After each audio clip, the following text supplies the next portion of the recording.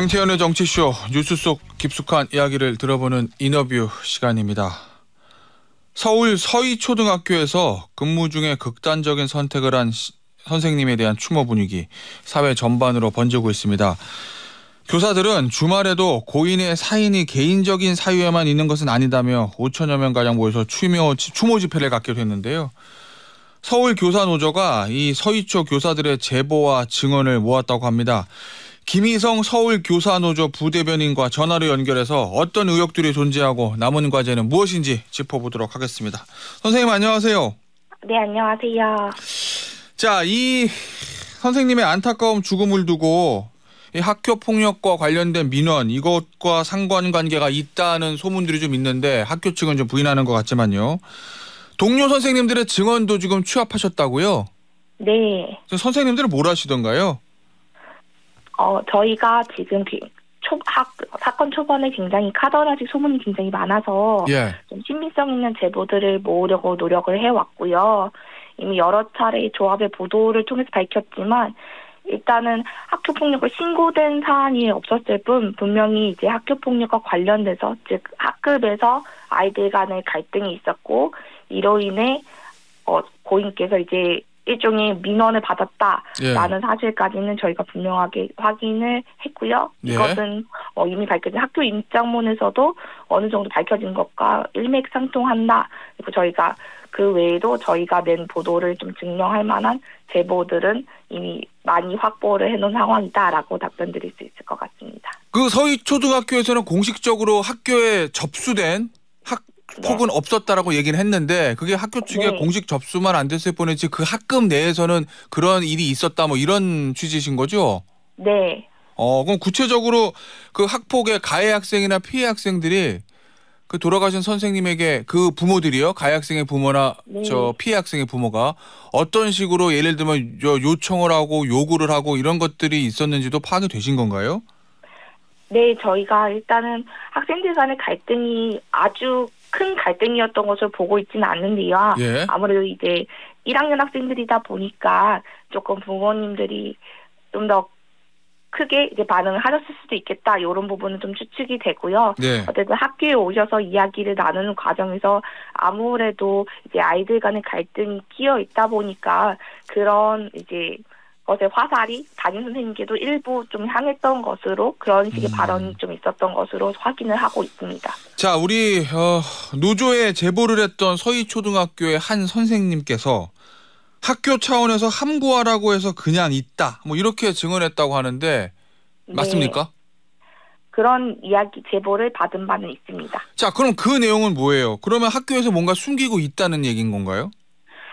그렇게도 볼 수 있는데요. 저희가 뭐 교장 선생님의 입장을 정확하게 들은 것이 아니라서 조금 조심스럽지만 아무래도 이렇게 학교가 계속 언급이 되는 것들이 또 저희가 보았을 때는 또 다른 민원이나 또 다른 갈등의 양상으로 좀 퍼지는 부분들도 있어서 지금 사실 저희가 학교를 추모 장소로 사용을 처음에 이제 하기를 요구했을 때도 사실 민원이 일부 있었던 걸로 이미 보도가 된 바가 있잖아요. 그래서 그런 부분에 있어서 아마 미리 겁먹고 미리 좀 조심하는 그런 식의 생각을 먼저 하셔서 사실 말하지 않았으면 좋겠다라고 이야기를 하셨던 것으로 일단 보고 있는데요.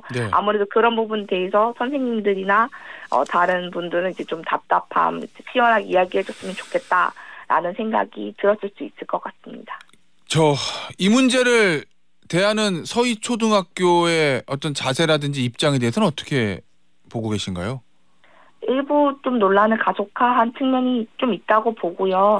아무래도 소속 학생들이랑 근무한 선생님들도 이제 황망하시고 너무 놀랐을 걸 생각을 해서 어떻게 보면 해명을 해야겠다는 생각이 더 크셨을 수도 있긴 한데 이제 이런 부분들 이제 일부 마전된 소문이 워낙 초반에 많았다 보니까요. 이제 그런 것들이 차라리 뭐 저희 노조에 좀 제보를 해주신다던가 이런 방향으로 좀 이루어졌으면 더 좋지 않았을까. 그래서 공식 그런 보도가 나간다던가 이게 입장문이 이렇게 가정통신문 형태로 좀 나갔던 형태가 어떻게 보면은 다른 교사분들께는 더 오해를 불러일으키게 만드는 학부모님들의 눈치나 민원을 너무 걱정해서 더 그렇게 하는 행동으로 보이게끔 하는 좀 방향에 있었어서 그런 부분이 아쉽다라고 생각하고 있습니다. 자, 저희가 보니까 우리 서울교사 노조에서 네. 학부모 측 증언도 좀 청취하셨다는 얘기를 들었는데 어떤 내용들이 있던가요? 네, 저희가 이제 작년도 학부모님들 일부께서 이제 고인께서 써주신 뭐 편지나 이런 것들을 제보를 해주셨고요. 아하. 그 내용이 대부분은 이제 작년에 특히나 평소 아이들에게 애정이 많고 이제 성실하셨다라는, 그리고 항상 따뜻하게 아이들을 대해주셨다라는 것이고, 제보를 해주실 때 대부분 다 덧붙여 주신 것이 너무 개인사나 우울증으로 사실 좀 보도가 한참 좀 부각이 될 뻔할 때 많이 주셨어요. 그래서 그런 부분이 이제 작년의 모습을 보신 학부모님들께서는 조금 안타깝다고 느끼셨던 것 같아요. 네. 그래서 분명히 학교에서 또 즐겁게 생활하신 적이 있다라는 점을 조금 강조를 하고 싶으셨던 것 같습니다. 알겠습니다.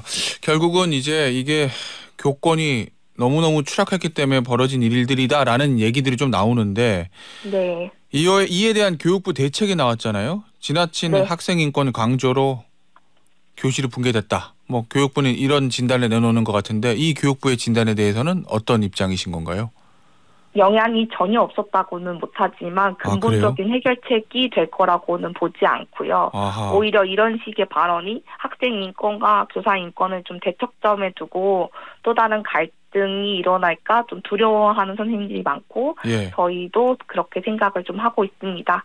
그래서 이런 사태에 영향이 전혀 없진 않겠지만 본질적인 문제는 그렇게 학생 인권이 강조되면서 교사들의 권한은 아예 손발을 묶어버린 것에 있기 때문에 그 학생 인권도 중요하게 생각을 하는 기조를 가져가면서 교사들에게 정당한 권한을 사실 줄 수 있어야 아닌데요. 이게 마치 둘은 어느 한쪽이 커지면 다른 한쪽은 작아져야 되는 것처럼 보는 시선 자체가 어떻게 보면 이 사태의 가장 고질적인 문제라고 보기 때문에 지금 계속 선생님들이 제안하는 것은 지금 과도한 아동학대법, 학교폭력 관련 법들 이런 것들 함께 손봐야지만 도움이 되지, 이렇게 학생인권 조례를 고친다 이런 것은 실질적으로 현장에는 도움이 안 된다라는 입장입니다.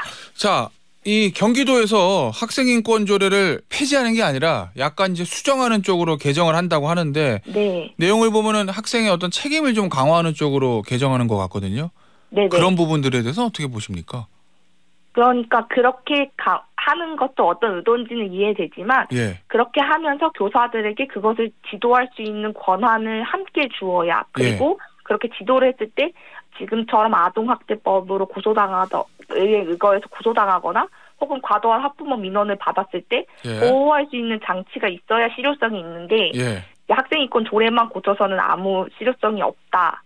그것은 약간 그냥 어떻게 보면 보여주기식의 하나의 정책에 불과한 그런 선례가 될까 봐 우려하고 있는 부분입니다. 그 말씀하신 예를 들면 면책 같은 선생님들에 대한 보호 장치라든지 뭐 더 발전된 어떤 학부모와의 소통 수단이라든지 이런 거 보장해 주면서 학생인권 조례를 조금 수정한다면 받아들이시겠다는 말씀이신 건가요? 네, 저희가 지금 수정하지 말아라 뭐 그런 부분을 이야기하는 것이 아니라 마치 이게 학생인권 조례가 문제인 것처럼 사실 계속 보도가 되면은 아까 말씀드렸던 본질적인 해결책으로 저희가 제안하는 민원으로부터의 보호나 뭐 과도한 아동학대 신고로부터의 보호는 정작 정책의 중앙에 지금 오지 못하는 그런 식의 보도가 더 커지는 부분 때문에 그 부분을 우려하고 있다라는 말씀을 드린 거예요. 알겠습니다. 오늘 전화 인터뷰는 여기서 마무리하도록 하겠습니다. 지금까지 서울교사노조의 김희성 부대변인이었습니다. 감사합니다. 네, 감사합니다.